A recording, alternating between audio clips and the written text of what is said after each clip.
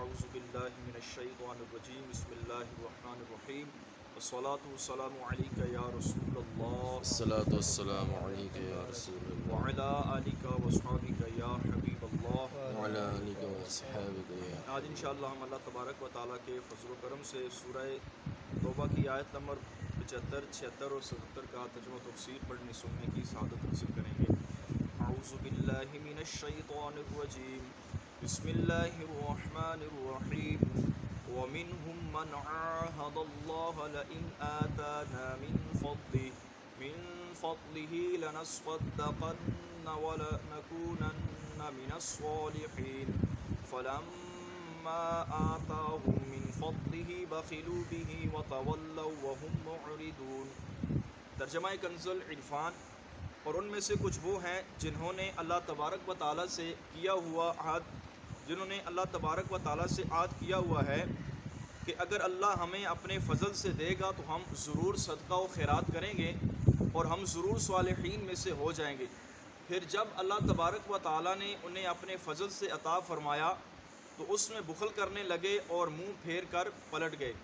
اس آیت کریمہ کا شان نزول یہ ہے کہ ایک شخص جس کا نام ثعلبہ تھا، نبی پاک علیہ الصلوۃ والسلام کی بارگاہ میں یہ درخواست لے کر آیا کہ آپ علیہ الصلوۃ والسلام میرے لیے دعا فرمائیں کہ میں مالدار ہو جاؤں۔ اس پر پیارے آقا علیہ الصلوۃ والسلام نے ارشاد فرمایا، اے ثعلبہ، تھوڑا مال جس کا تو شکر ادا کرے اس بہت سے بہت زیادہ بہتر ہے جس کا شکر ادا نہ کر سکے۔ یعنی فرمایا اگر تمہارے پاس تھوڑا مال ہے تو اللہ کا شکر ادا کر لیتے ہو، تو فرمایا زیادہ مال سے یہ تھوڑا مال بہتر ہے جس پر تم شکر ادا نہ کر سکو۔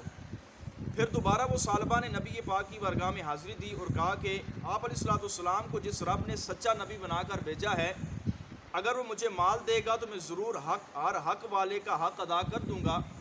پھر نبی پاک علیہ الصلوۃ والسلام نے اس کے لیے دعا فرمائی، چنانچہ اللہ تبارک و تعالیٰ نے اس کی بکریوں میں برکت فرمائی اور اتنی بڑھ گئیں کہ مدینے میں ان کی گنجائش ہی باقی نہ رہی۔ یعنی اتنی زیادہ اس کی بکریاں ہو گئی دعائے مصطفیٰ سے کہ مدینہ طیبہ کے اندر ان کی رکھنے کی گنجائش نہ رہی۔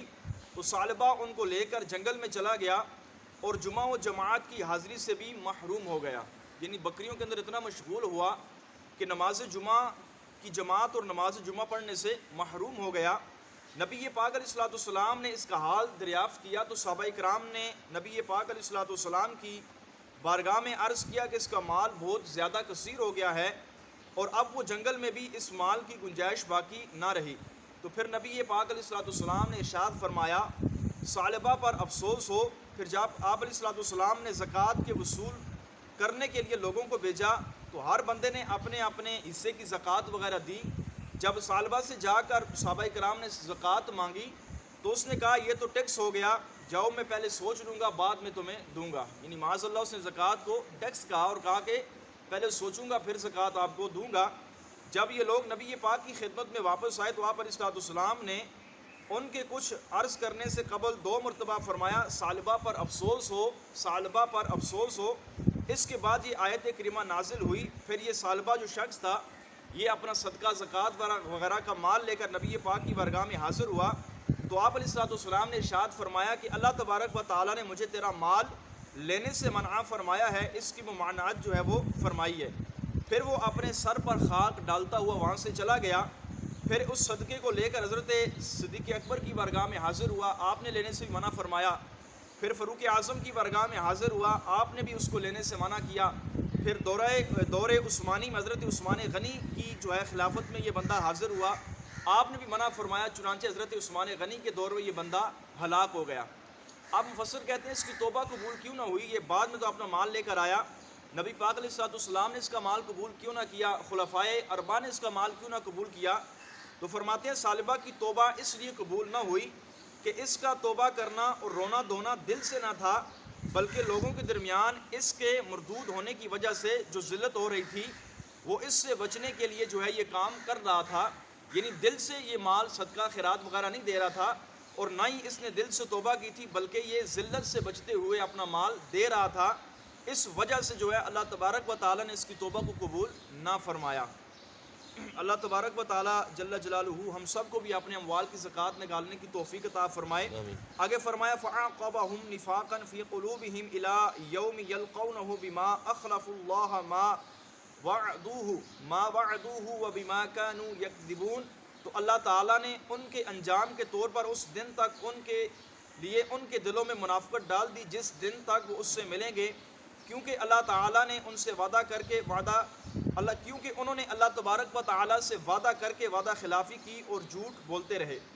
اس آیت کریمہ پر امام فخر الدین رازی رحمۃ اللہ تعالی علیہ فرماتے ہیں کہ اس آیت کریمہ سے ثابت ہوا کہ عہد شکنی اور وعدہ خلافی سے انسان کے اندر نفاق پیدا ہوتا ہے.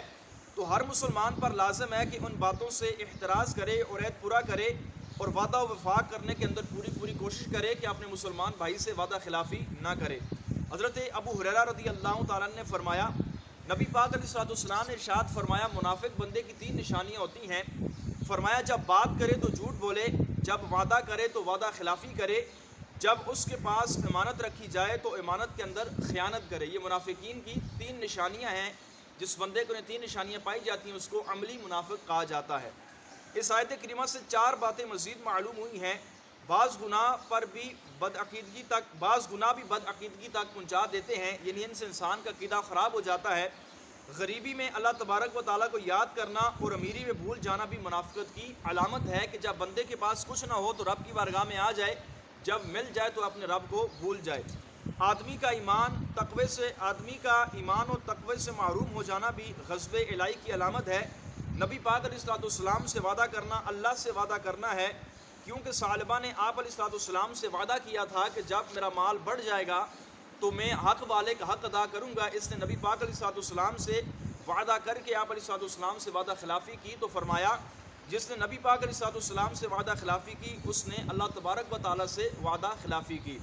ثعلبہ کے طرز عمل کو سامنے رکھ کر ہمیں بھی اپنے حالات پر غور کرنا چاہیے، اور اگر ہم غور کریں تو ہمیں بھی نظر آئے گا کہ ہم میں سے بہت سے لوگ ایسے ہیں جن کے پاس مال نہیں یا کہیں سے مال ملنے کی امید تو ہے. وہ دعا کرتے ہیں کہ اللہ ہمیں مال عطا فرما دیں، ہم اس مال کے ذریعے فلاں نیک کام کریں گے اور اس مال سے فلاں کی مدد کریں گے، یا تیرا دیا ہوا مال غریبوں کی بھلائی اور ان کی بہتری میں خرچ کریں گے.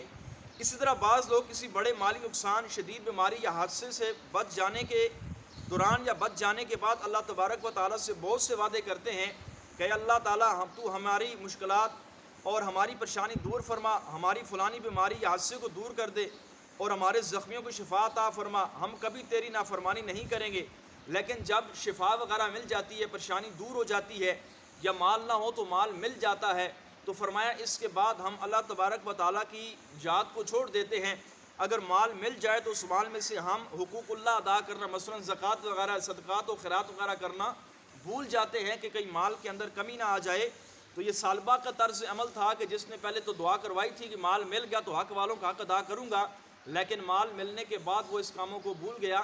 تو فرماتے ہیں ہمیں بھی غور کرنا چاہیے کہ جب مال نہ ہو تو ہم رب سے مال مانگیں، اگر مل جائے تو ہمیں بھی اللہ تبارک و تعالیٰ کے حقوق کو نہیں بھولنا چاہیے، زکوٰۃ وغیرہ، صدقات وغیرہ، غریبوں کے حق وغیرہ ادا کرنے چاہیے. اللہ تبارک و تعالیٰ کی بارگاہ میں دعا ہے اللہ تعالیٰ ہم سب کو قرآن کریم فرقان مجید کے احکامات پر عمل کرنے کی توفیق عطا فرمائے. آمین. آمین بجاہ النبی الامین صلی اللہ تعالیٰ علیہ وسلم.